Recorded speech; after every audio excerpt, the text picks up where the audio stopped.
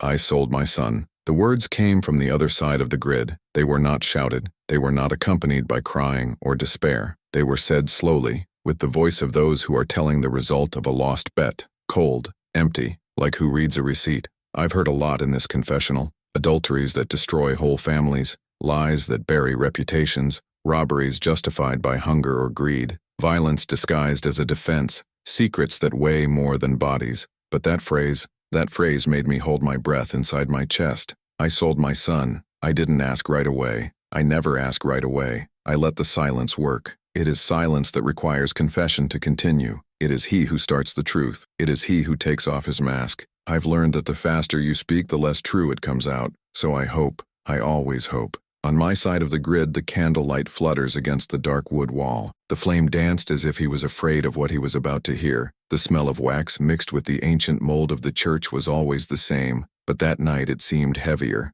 more dense, as if the air was loaded with something invisible, something that should not be there. I looked into the shadow on the other side. He was curved, hands together, but not in prayer, only supported by each other, as who tries to hold something that has already slipped by the fingers. Fingers that trembled slightly, fingers that looked dirty even in the dark. Then he repeated, even lower, almost a whisper, I sold my son, and I don't know if I can live with it. I closed my eyes, not by faith, but because I needed to prepare for what was coming, because I knew at that moment that confession would not leave me alone. Not that night, maybe never again. He was called Renato, said the name without me to ask, as who needs to present before surrendering his own conviction. I was 42 years old, severe voice but cracked, hoarse, the kind of voice that has shouted a lot, but now only whisper, the kind of voice that carries too much weight. Father, I need to tell someone this. If I don't tell, I'm going crazy. I heard him take a deep breath. It was a long, trembling sound, like someone who is trying to control something bigger than it can, like someone who is on the verge of a cliff and knows it will fall.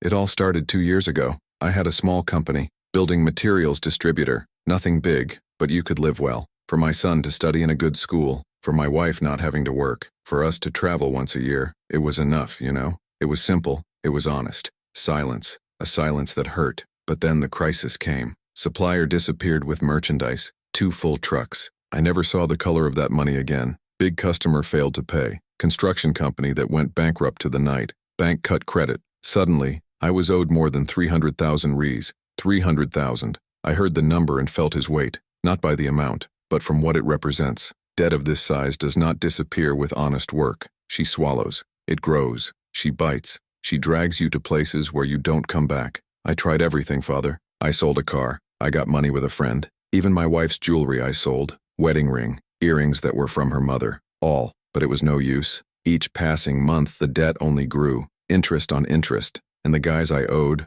they weren't the kind I expect. They were not the type who negotiates. He stopped. I heard the noise of nails scraping the fabric of the pants. Nervousness.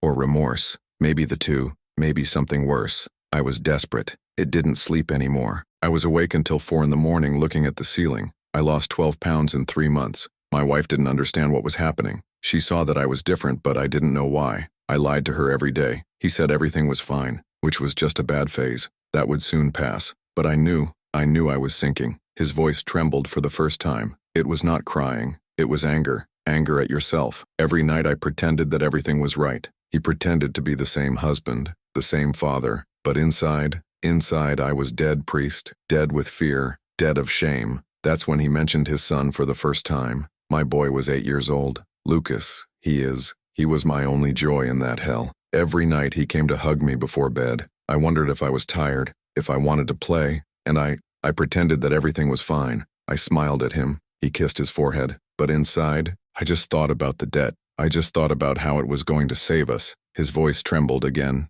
This time, it was fault, pure guilt. He was a good boy, priest. Intelligent, tender. He drew letters to me, left under the office door when I stayed working late. He said, Dad, you're the best in the world. And I read that, and I just thought, I'm not.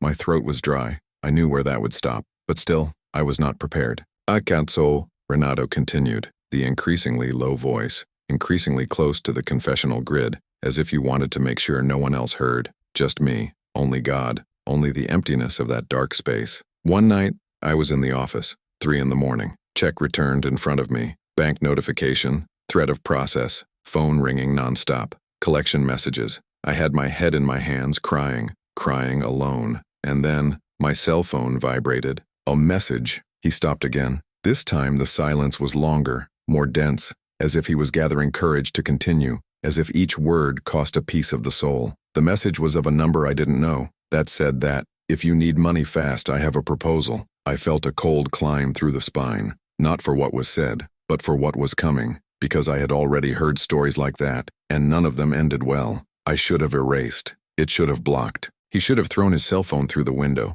but I didn't do any of this, Father. I answered. I typed, I'm listening. He took a deep breath, a trembling sound, brittle. In less than a minute, the person replied, tomorrow, 10 at night, Bar du Zeca, Rua das Acacias 427, alone. Renato took a long break. I knew it was wrong. I knew this wasn't going to be good, but I went, Father. The next day, 10 at night, I was there. He continued, now faster, as if he wanted to get rid of those words before they swallowed him. The bar was old, dirty, smell of cigarette and old beer. There were 4 men inside, all drunk. No one looked at me. I entered, looked for a table in the background, and there he was. Renato's voice changed. It got more tense, lower. The guy who was waiting for me was older, about 60 years old, gray suit, expensive watch, air of those who have done a lot of things and never paid for anything. He didn't smile, did not greeted. I just made a gesture with my hand to sit down. I sat down. Renato stopped talking for a few seconds. I heard the sound of his breath, irregular, heavy. He wasted no time. It didn't even ask for anything. He only took a black paste out of a leather bag and put it on the table.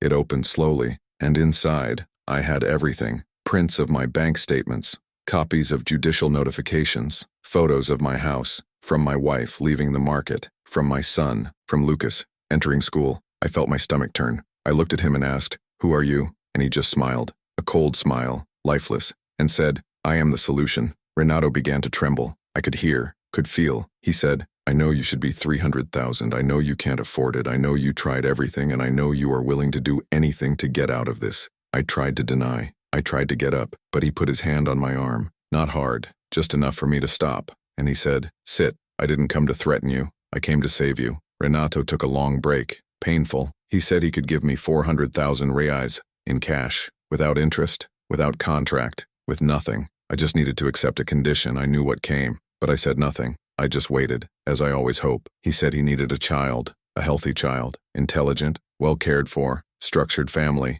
Said it was not for anything bad. Who was for a rich family abroad who couldn't have children. That the boy was going to live better than he would ever live with me. That was going to study in the best schools. That was going to have everything. Absolute silence. And then he said my son's name. My whole body froze. Lucas, isn't it? 8 years. Brown hair. Studies at San Francisco school. Play football on Tuesdays and Thursday. He likes to draw superheroes. I know all about him, Renato, and I know you have no choice. He started to cry. Not tall, but you could hear. Muffled sobs. Breathe in prison. Silent despair. I said no. I swore not. I got up from the table and ran out. I left everything there, but he shouted behind me, you have 3 days. After that it's not me who will look for you, it's the others, and they won't offer money. Renato stopped talking. I heard the sound of his breath on the other side of the grid, irregular, heavy, desperate, and then he said something that made me close my eyes and hold firmly on the crucifix that was in my hand. Father, I came back there 2 days later.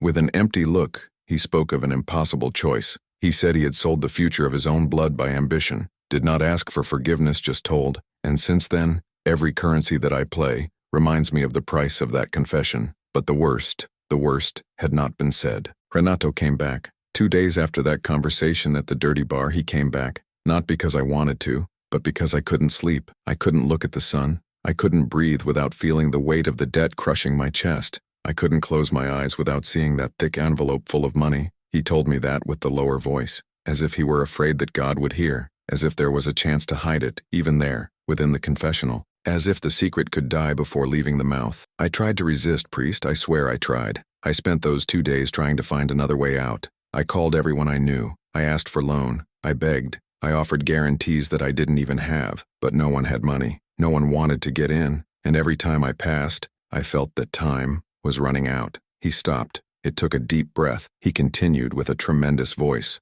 On the morning of the second day, I received a photo on my cell phone. It was from Lucas, leaving school, alone, backpack on the back, looking at the floor. The caption said only, last day. I felt a shiver through my spine, not for the threat, but for her coldness, for the certainty that these people were not bluffing. By the way, they had everything mapped, each step, each movement, as if they were invisible shadows glued to that man's life. I looked at that picture and something inside me broke, Priest. I realized I had no way out, that if I didn't do what they wanted, they would do something worse. They were going to get my son anyway, or they were going to kill me, or kill my wife. I had no choice. He said this as who repeats an excuse he decorated, as who tries to convince himself that there was no other option. But I knew the truth. I always knew. There is always choice. Always. Even when it seems there is no. So I came back to the bar, 10 at night, same time, same place, same table in the background. The man with a gray suit was there again, same black paste, same posture, as if he knew I was going to come back, as if everything were predictable. Renato took a long break, almost painful. I could hear his breath across the grid, heavy, irregular. When I sat down, he said nothing. It only opened the folder and took an envelope, thick, heavy, full of money. He put on the table in front of me, 400,000 Rs, in 100th grades, young girls, smelling at the bank. I heard the sound of his breath getting heavier, more dense. I looked at that money and I felt disgusted. Disgust of me, disgust of that place, disgust of that man. But at the same time, I felt relief, because I knew it solved everything. Paid the debt, saved my company, saved my wife, saved my marriage. I saved my reputation, saved everything. Less him. His voice trembled. It was the first time I heard genuine guilt in that confession. The man pushed the envelope to me and said, "No need to tell now. Take the money, pay your debts, and when you're ready, you call me." Renato stopped talking. I could hear the sound of nails scraping against the grid wood, nervousness,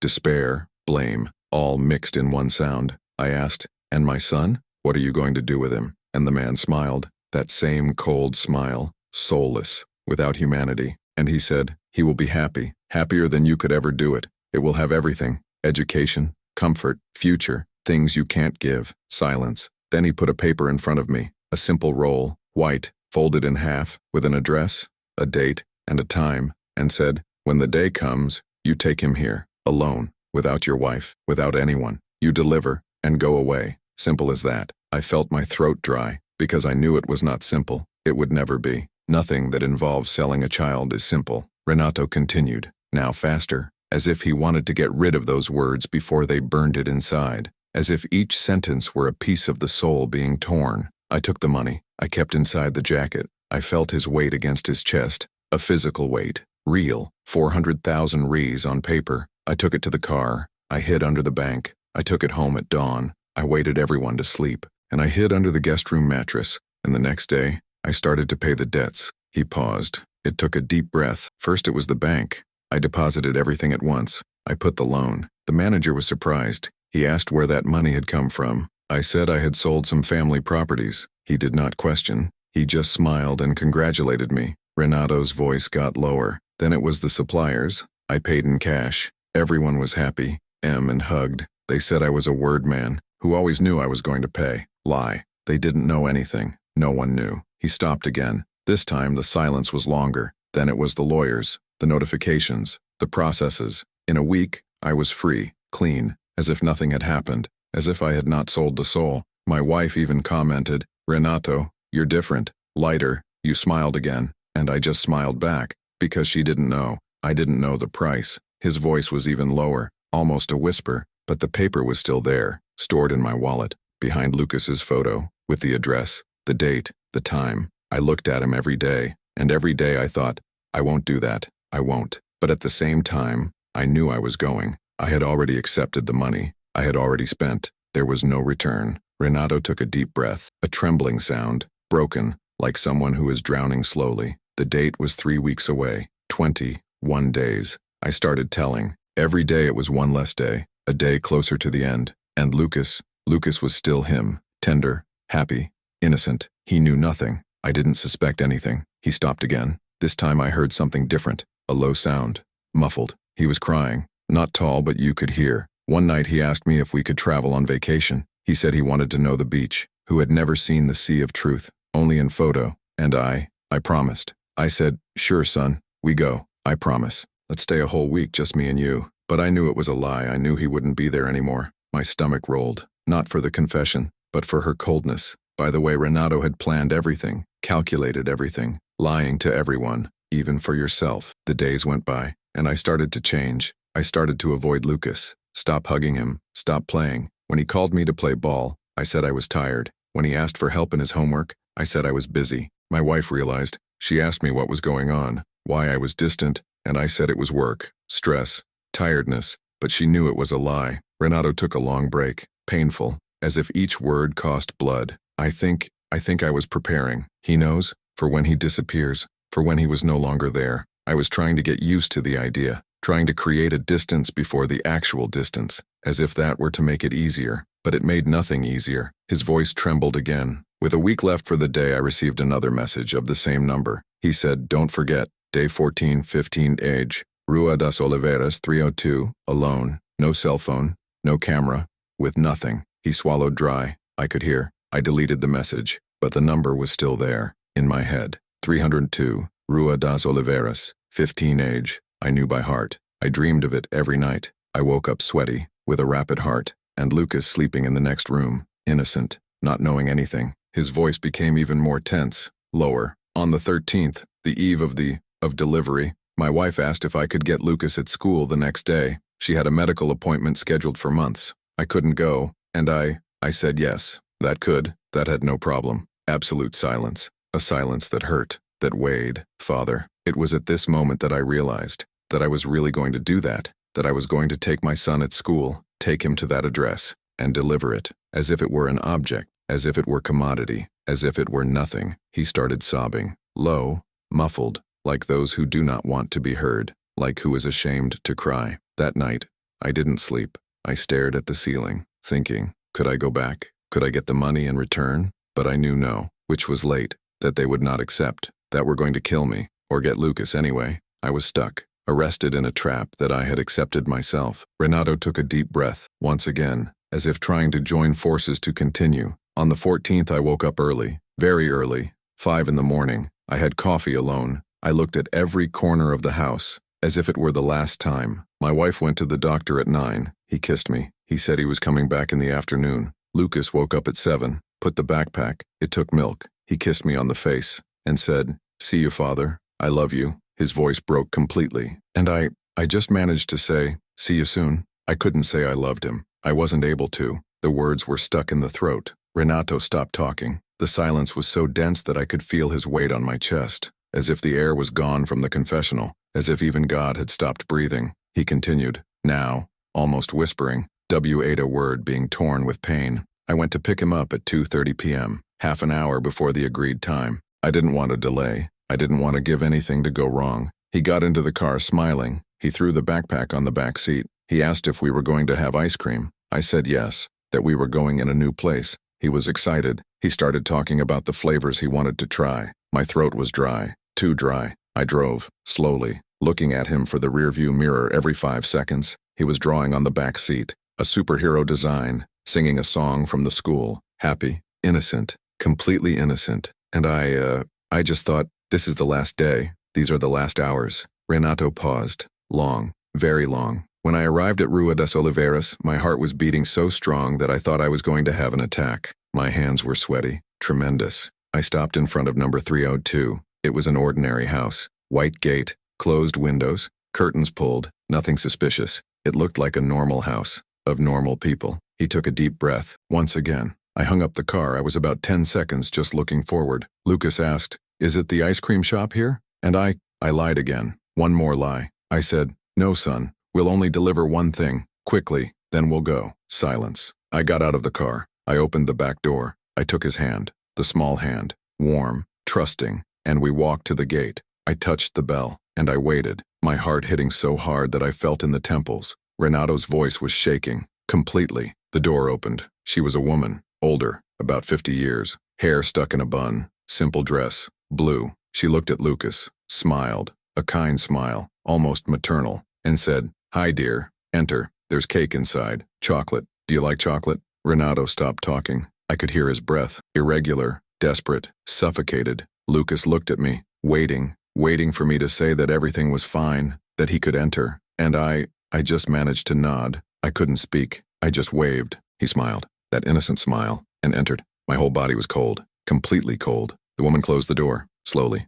and I stayed there, stopped, in the gate, for about 10 seconds, 15, 20, waiting. Waiting why? I don't know. But then, I heard Lucas's voice inside, laughing, talking to someone, saying, "How cool." Renato began to cry louder, without control, and I turned my back, priest. I turned my back. I entered the car. I connected the engine, and I left. I left my son inside, and I left. He stopped talking. The silence lasted almost a minute that looked like an eternity, a minute that seemed to weigh tons, and then he said something that made me close my eyes, something that made me hold firmly on the crucifix. But when I got home, I realized I had forgotten something that changed everything, something I couldn't have forgotten. My heart fired. Father. Lucas had his cell phone in his pocket. The cell phone. Renato realized this when he was already 5 blocks away, when the car was moving, when it was too late to go back. The cell phone he had given to his son 6 months ago. A simple device, with active locator, with mother's number and the quick dialing. I stopped the car in the middle of the street, priest. Literally stopped. Driver behind honked, cursed, but I didn't care. I could only think. The phone. He's with his cell phone. Renato's voice was even more tense now, more acute, like someone who is on the brink of collapse. I took my own cell phone. I opened the family location app, the one my wife had installed in all our devices, and there it was, the blue point. Lucas. Still at Rua das Oliveiras 302. He stopped, breathed, continued. My first reaction was to come back, step deep on the throttle and return, break that gate, take my son back. But then, so I thought, what if they kill me? What if they take him anyway? What if it gets worse? Silence. A heavy silence. Suffocating. So I did the worst thing I could do, Father. I hung up his cell phone, remotely. I had this function in the application, turn off at a distance. I pressed the button, and the blue point disappeared from the screen. My stomach rolled, because I understood. He was not protecting his son. He was protecting himself. I hung up so my wife didn't see, so she wouldn't track, so no one finds out where he was. I deleted the only trail that existed from him. Renato started to cry, not tall, but you could hear, muffled sobs, guilt spilling through the confessional grid. When I got home, it was almost 5 in the afternoon. My wife still had returned from the consultation. The house was empty, silent. I entered, I closed the door, and I fell to the living room floor. I cried. I cried like I had never cried in my life. He made a long break, painful, but then I heard the key on the door. My wife coming. I got up fast. I washed my face. I took a deep breath and pretended. I pretended that everything was normal. His voice became lower, almost a whisper. She entered smiling. He asked where Lucas was, and I said he had stayed at the cousin's house, that he had asked a lot, that I had left. Lie, one more lie on the others. Renato took a deep breath. She believed, at least at that moment. He said everything was fine, it was good for him to spend time with his cousins, went to make dinner, and I stayed there, in the room, looking at nothing, thinking, what did I do? What did I do? He continued, the increasingly tense voice, more broken, like someone who is carrying too big weight. That night my wife called Lucas, several times. The cell phone went straight to the mailbox. She was surprised. He asked why his phone was off. I said the battery should have gone over, that he was forgotten. That always let it go. She accepted, but I saw the concern on her face. Renato paused. The next day, she called again. Nothing. Off. She started to get nervous. He called her sister's house. He asked if Lucas was fine, and that's when it all started crumbling. My heart fired, because I knew what came. My sister-in-law said Lucas wasn't there, that had not gone there, that she didn't even know he was going to visit. My wife got white. He looked at me and asked, Renato, where's our son? His voice trembled. I tried to keep calm. He said he must have been at another cousin's house, that I had confused myself, but she didn't believe it. She took the cell phone, started calling everyone, to school, for friends, to neighbors. No one had seen Lucas. Renato stopped talking. I could hear his breath, fast, desperate. After 2 hours, she looked me in the eye and said, let's go to the police. Now. Absolute silence. I said no, that was too early, that he should be somewhere, who didn't need police. But she didn't hear me. He took the bag, the keys of the car, and said, so I'm going alone. Renato solved. I held her arm, strong, and said, it won't. She looked at me scared. I had never seen that expression on her face. Fear of me. And I let go, and I fell off. I sat on the floor, and I started to cry. She stayed there, stop, without understanding anything. His voice was completely broken now. And then I said, he's not lost. He was taken. And I left. My whole body froze. My wife didn't understand immediately. She asked, how did you leave? He left who? What are you talking about? And I told you, not everything, but part. He said I had a debt, who had dangerous people behind me, that they had taken Lucas, that I had no choice. Renato paused. Long, very long. She started screaming, to hit me, to curse me. She said, "Did you leave our son with bandits? Did you hand it? What kind of father do that?" And I had no answer, because she was right. He started to cry louder, but then I lied again. He said they were going to return, which was only for a few days, which was a guarantee. I was going to pay and they were going to bring him back. Lie, all lie, but I needed her to believe. I needed her not in the police, because if she were, they would kill me. Or worse. Renato continued, now slower, as if each word were a confession within confession. In the following days, my wife could barely breathe. She didn't eat. It didn't sleep. Just cried. I called my cell phone every half hour asking if they had contacted, if they had given news. And I lied. I said not yet, which was a matter of time. His voice was even lower. But the truth, Father, the truth is that I was never going to receive any news. Because those people would not return Lucas. They never went. He had been sold, delivered, missing. And I knew that from the beginning. Silence. A silence so heavy that it seemed to have a physical substance. A week later, my wife told me she was going to the police, that couldn't stand to wait anymore. And I begged, on your knees, literally on your knees. He said that if she did that, they would kill Lucas. That was dangerous, that we needed to wait. She cried with me, hugged me, and agreed to wait a little longer. Renato paused. But I knew that wouldn't last, that she was going to find out the truth, that I wouldn't be able to support the lie forever. So I started creating a new story. My blood froze. I started to plant clues, priest, false clues. I began to say that I had seen a suspicious car near the school, who had received a strange connection, who had heard of a group that kidnapped children in the region. All lie. But I needed her to believe in some version, any version other than the truth. His voice trembled. And then, 2 weeks after delivery, I received a message, of the same number as always. He said, "He's fine. Stop looking." Silence. I showed the message to my wife. She read, reread, and he asked, "Are they going to return it? When?" And I said I didn't know, that they had not said, but it was a good sign, which meant he was alive. Renato stopped talking. It took a deep breath. Continued. But then she asked a question that destroyed me, Father. She looked at me and said, "Renato, do you know these people? Do you know who they are?" My heart stopped. I said no, that were strange, that I didn't know anything, but she looked at me in the eye. That way only a wife looks, and said, "You're lying." His voice broke completely. And that's right, Father. That's when I realized that she always knew. From the beginning, she knew I was hiding something. She knew I had done something, but she didn't want to believe it. I didn't want to accept that the man she had married was capable of that. Renato began to sob loudly, without control, shameless. She left me that night. He took a suitcase and left. He said he couldn't look at me, that I couldn't breathe the same air as me, that I had killed our son, and she was right. I had. Silence. A silence that seemed eternal. But the worst, priest, the worst had not happened yet. He took a deep breath, very deep. 3 months after delivery, I received a package, by mail, without sender. I opened, and inside there was a picture. My throat dried up. It was Lucas, in a different house, new clothes, cut hair, smiling. Next to him, a woman, blonde, elegant, and behind them, a pool, a huge garden, luxury. Renato stopped, and on the back of the picture, there was a handwritten message. "Thank you, he's happy now." He stopped talking completely. The silence lasted almost 2 minutes. 2 minutes that looked like hours. And then, with the lowest voice I had ever heard, he said something that made me hold firmly on the crucifix, something that made me question everything. "Father, I recognized the place of the photo. I had been there before." Silence. Such a dense silence that it seemed to have physical weight,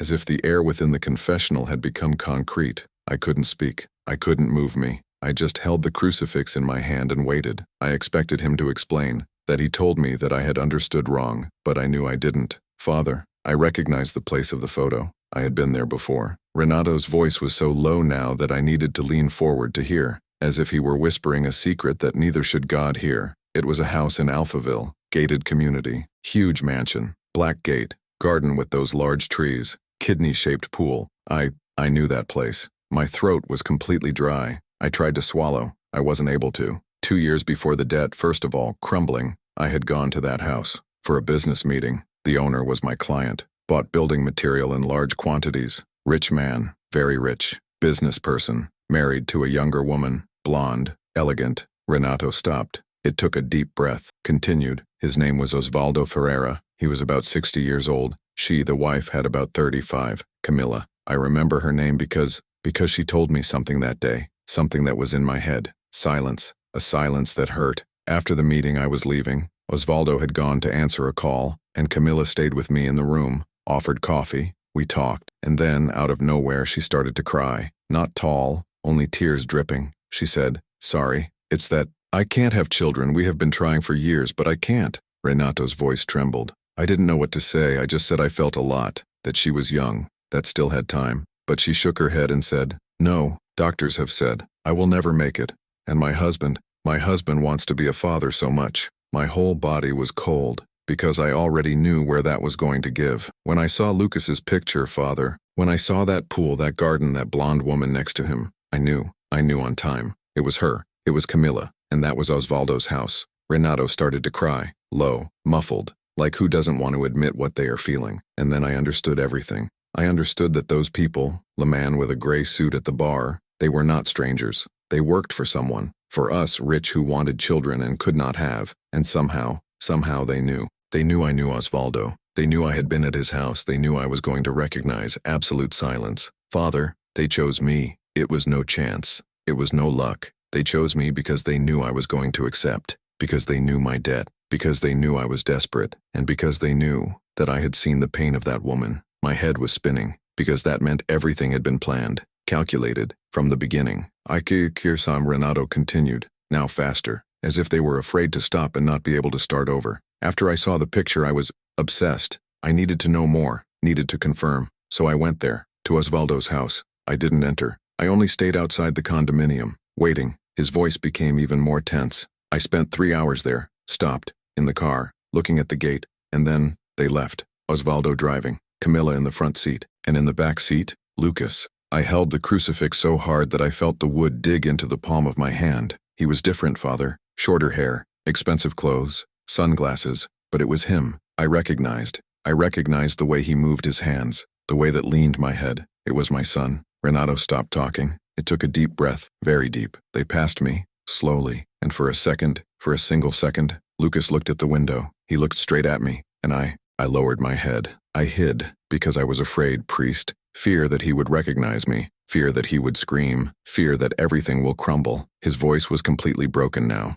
but he didn't recognize me, just looked, and then turned the face, and they followed, and I stayed there, alone, in the car, crying, silence, a heavy silence, overwhelming. I came back in that place more often, father. Should not, but I came back, twice a week, just to see, just to confirm that he was fine, and he was always fine, smiling, playing in the garden, leaving school in the morning, coming back in the afternoon, normal life, happy life. Renato took a long break, painful, and that's when I realized something terrible, father, something that destroyed me inside. I realized that he was better without me. My throat burned. He had everything I could never give. Private school, expensive clothes, trips, security, love. That woman, Camilla, she took care of him as if it were hers, and he answered. He smiled at her, hugged her. He called her a mother. Renato's voice shivered so much that it almost disappeared. And I felt jealous, priest. Jealousy of my own choice. Jealousy of what I had done, because I knew that if he had stayed with me, he would never have that. I would never have that life. I had sold my son, but at the same time, I had given him a better life. He stopped, breathed, continued, and then I started to ask myself, I did it for myself, or for him? Did I sell it to pay the debt, or to save him from me, of a life of debt, lies, poverty? I don't know, father. I swear I don't know. Renato continued, now with a firmer voice, more controlled, as if he had finally found a way of justifying the unjustifiable. I stopped going there after a while, because it hurt too much, because every time I saw him happy, I died a little more inside. My wife never came home, entered with divorce. I signed the papers without contesting. I lost everything. The company closed. I sold the house. I was alone. Silence. And you know what's most crazy, father? I still have the money, part of him, stored in an account that no one knows. 50,000 rees. It is left after paying everything. I look at the extract sometimes, and I think, that's the price. 50,000 rees for a child. His voice was bitter, full of hatred, of yourself. People think money buys everything, but do not buy priest, do not buy peace, do not buy sleep, do not buy your son's voice calling you a father. That money, it burns, it weighs. Every time I take a note, I remember what I did. Renato stopped. It took a deep breath. 6 months ago, I received a letter, without sender. Inside had a new photo. Lucas, already 9 years old, bigger, higher, smiling, holding a swim trophy. On the back, just a sentence. He doesn't remember you. My blood froze. And you know what I felt, Father? Relief. Relief that he had forgotten, that he did not carry the pain, that he didn't wake up at night calling me. He had forgotten, and that it saved me and killed me at the same time. Renato's voice was even lower. I tried to move on. I got a simple job, ES. I live in a small apartment. I live alone. I don't talk to anyone in my old life. I pretend I'm someone else. But every night before bed, I think of him. I think of Lucas. And I wonder, is he happy? He has friends? He plays football? He still draws superheroes? Silence. A silence that seemed to have no end. And then, 3 weeks ago, I saw him again. My heart stopped. It was in a mall, far from where he lives. I was buying groceries, and suddenly, I saw him, walking with Camilla, laughing, holding her hand. He was so big, priest, so different, but it was still him. There was still that smile, those eyes. Renato started to cry again. I hid behind a column. I watched. They entered a toy store. He chose a doll, a superhero. She bought without blinking. They came out happy, and I just watched, hidden, as a ghost of his own life. His voice was completely destroyed now, and when they were leaving the mall, I had a moment, priest, a stupid impulse, dangerous. I followed them to the parking lot, from afar, just to see the car, just to write down the plate. I don't know why, maybe to have some connection, some control, something. Renato took a long break, and then Lucas stopped. It turned back, and looked straight at me. My whole body shivered. I don't know if he recognized me. I don't know if you saw something familiar, but he looked for 3 seconds, 4, and then Camilla called him, and he turned, and got into the car, and they left. Absolute silence. And I stayed there, Father, stopped, in the middle of the parking lot, realizing that I will never be able to talk to him. I will never be able to hug him. I will never be able to ask for forgiveness, because he is no longer my son. He will never be. Renato stopped talking, completely. The silence lasted almost 3 minutes. 3 minutes where I could only hear his breath, and mine, heavy, irregular. And then, with the lowest voice I had ever heard that night, he said something that made me feel a cold climbing through the spine. But there's something I haven't told you yet, priest. Something I can't say aloud. Something that, if I say, it will condemn me for good. My heart fired, because the truth is that, the last time I went to their house, he stopped, breathed, and his voice came out shaking. I didn't just look. I didn't just look. The words were suspended in the air, like smoke, as poison. I felt my whole body crash. My fingers tightened the crucifix so strong that the wood left marks on the palm of my hand. I didn't want to hear the rest, but I knew I was going, because that's what I do. I listen, even when I don't want to, even when it hurts. Renato took a deep breath, a trembling sound, brittle, like someone who was about to drown and decided to stop fighting. 2 weeks ago, Father. 2 weeks since the last time I went there, to Osvaldo's house. I had not planned, I swear not. But I couldn't stop thinking at that moment in the mall, in the way Lucas looked at me, as if some part of him still remembered. His voice was lower than ever, almost inaudible. I went at dawn, 3 in the morning. I parked across the street, away from the condominium, far from the cameras, and I was there, just looking at, just thinking, and then I got out of the car. My blood froze. I don't know what I was thinking, Father. Maybe I wasn't thinking. Maybe I just wanted, see closely, see where he slept. See what the life I had given to him was like. Renato stopped. It took a deep breath, continued. The condominium wall is not so high. It has cameras, but not everywhere. I found a blind point, on the side of a large tree, and I climbed. I jumped inside. I held my breath, because I knew it wasn't going to end well. The garden of the house is huge, priest. Dark, silent, only the noise of the pool water. I walked slowly, very slowly, to the back window, and I looked inside. Silence. A silence that hurt physically. It was his room, from Lucas. I recognized for the light of the lamp, that superhero lamp he always wanted and I never bought, and there he was, sleeping, quiet, breathing slowly, with a teddy bear embraced, a teddy bear I never gave to him. Renato's voice shivered so much that it almost disappeared, and I stayed there, Father, for 10 minutes, 15, just looking at, just watching him sleep, and I thought about so many things. I thought of breaking into the window, take it, to escape, take him back, but then, so I realized that if I did this, I wouldn't be saving it. I would be destroying him. He stopped, breathed. He continued with a broken voice, because he is no longer my son, priest. He is their son now. He has a life, a family, a room, a teddy bear. If I started it, there, I would be doing the same thing I did 2 years ago. I would be selling it again. Only this time, for me, my throat was too dry. I tried to swallow. I wasn't able to. So I just got there, looking until he moved. It turned to sleep, and for a second, I swear, priest, I swear he opened his eyes and looked straight to the window, straight to me. My heart stopped. I don't know if he saw me. It was dark. The window had a reflection, but he looked, and I hid. I threw myself on the floor. I was there, lying on the wet gram, with my heart beating so hard that I thought I was going to explode. Renato started to cry, low, desperate. When I looked again, he had turned to the other side, returned to sleep, and I got up, and I ran out. I jumped the wall. I entered the car, and I left. Absolute silence. Such a heavy silence that it seemed to have substance.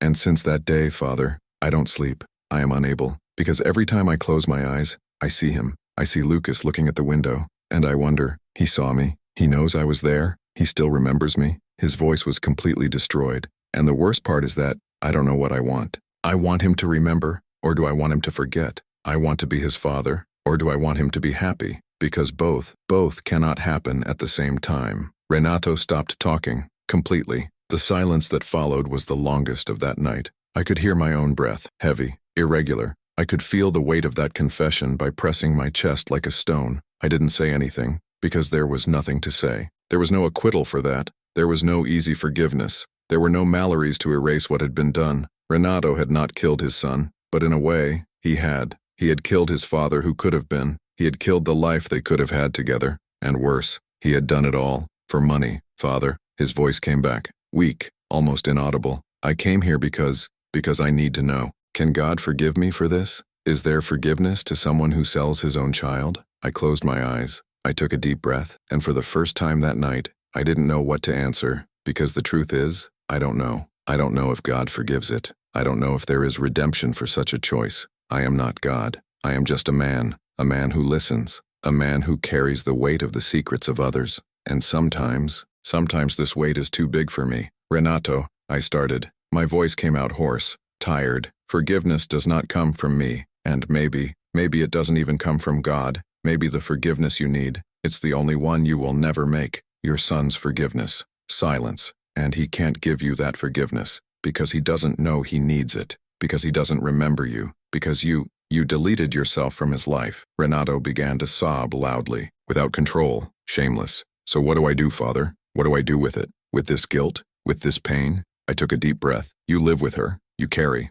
all day, like a cross. And maybe this is the only possible penance, living knowing what you did, and never be able to undo. Renato was silent for a long time, so long that I thought he was gone. But then I heard a low sound, muffled. He was praying, not out loud, just muttering, words that I could not distinguish. Maybe he himself didn't know what they were. And then he got up. I heard the noise of the grinding wood, slow steps, heavy. He was leaving, but before he went, he said something that has been recorded in my mind ever since. Father, thanks for listening to me. I know the Lord cannot forgive me, but at least someone knows now, someone beyond me, and maybe that's enough. And he left. The confessional door closed slowly, and I stayed there, alone, in the dark, with the weight of that confession crushing my chest. I don't know what happened to Renato after that night. He never came back. I never saw him again. Sometimes I wonder if he is alive, if he finally managed to sleep, if he returned in that house, if he will ever tell the truth. But I know it won't, because the truth would destroy everything, would destroy Lucas, would destroy Camilla, would destroy Osvaldo, would destroy even himself. Then he will keep it, as we all keep the secrets that cannot be said. And every time I see a child on the street, every time I hear a children's laugh, every time I go through a playground or a school, I think of Lucas. I think of that boy who was sold. That was erased. And I wonder, is he happy? Does he sleep well? Does he dream of a father who doesn't know anymore? Or did he just forgot? I don't know. And maybe it's better that way. With an empty look, he spoke of an impossible choice. He said he had sold the future of his own blood by ambition. He didn't ask for forgiveness. He just told. And since then, every currency that I play reminds me of the price of that confession. 400,000 reais. That was the value. That was the price of a life, of a childhood, of a memory, of a father. 400,000 reais in 100th grades. Dirty, heavy, stained with guilt. I will never forget that night. I will never forget Renato's voice. I will never forget the way he said, I sold my son, as anyone who confesses a sin that cannot be forgiven. And maybe he's right. Maybe you can't. But I heard. I carried. And now you know it too. That night I closed the confessional door and deleted the candle. The smoke went slowly, dense, loaded, as always goes up, as always will rise. I walked through the empty church. My steps echoed on the cold walls. I looked at the crucifix above the altar, and for the first time in a long time, I wondered if it also carries the weight of these confessions, if he also loses sleep, if he also feels his throat tightening when someone confesses something that should not have been done. I don't know, but I know I carry, every night, all day, each confession, every secret, every sin, and that was one of the heaviest, because it was not just the story of a man who sold his son, it was the story of a father who can never be a father again, of a child who will never know the truth again, of a family that was built on a lie, and from a man who will live the rest of his life stuck in a choice he cannot undo. I left the church that night. The street was empty, silent, cold. I looked at the sky, without stars, just darkness, and then I thought, how many parents do this? How many people sell something precious for money? How many impossible choices are made every day, in silence, without witnesses? I don't know, but I know they happen, and that someone needs to listen, someone needs to carry, even when it hurts, even when it crushes, even when there is no possible forgiveness, because that's what I do. I listen, I carry, and I silence, and that secret, this secret will die with me, or at least, that's what I thought, because 3 days ago I saw something that made me question everything again. I was buying bread at a bakery, and on television there was news about a businessman, Osvaldo Ferreira. He had been arrested, accusation, international trafficking of children. My blood froze. The report showed the house, that same house, the white gate, the huge garden, the kidney pool, and then showed a photo of a child, of a boy, brown hair, glasses, smiling. It was Lucas. The caption said, "Child rescued after 2 years in a disguised captivity. Authorities seek biological family." I couldn't breathe. I couldn't move. I just got there, stopped, looking at the screen, and then I thought, Renato know that? And most importantly, should I tell? Because if I tell, I break the confidentiality. I break confidence. I break the sacrament. But if I don't tell, Lucas will never know the truth. You will never know you have a father who sold him, but also a father who still thinks of him every day. I don't know what to do. I don't know what the right choice is. So I carry this too, more this weight, more this secret. And every night before bed I pray, not for forgiveness, but by force, strength to carry, strength to silence, strength to live knowing things that should not be known. That was Renato's confession. That was the story of the man who sold his son for money. That was the truth that was kept within this confessional. And now she's with you too. Do what you want with her. Judge, condemn, forgive, or simply carry, as I carry, as Renato carries, as we all carry the secrets that cannot be said, because in the end we all have a price, we all have an impossible choice, we all have something we sell, or that we would like to sell, or that we already sell without realizing it, and when our time comes, when we are on the other side of this grid, maybe we understand that the real price, it was never the money, it was the soul. That night I closed the door of the confessional, I deleted the last candle, and I went out in silence, but the words still chase me to this day. All currency I play, every child I see, all confession that I hear, everything reminds me, the day a father told me he sold his son, and perhaps have done the right thing,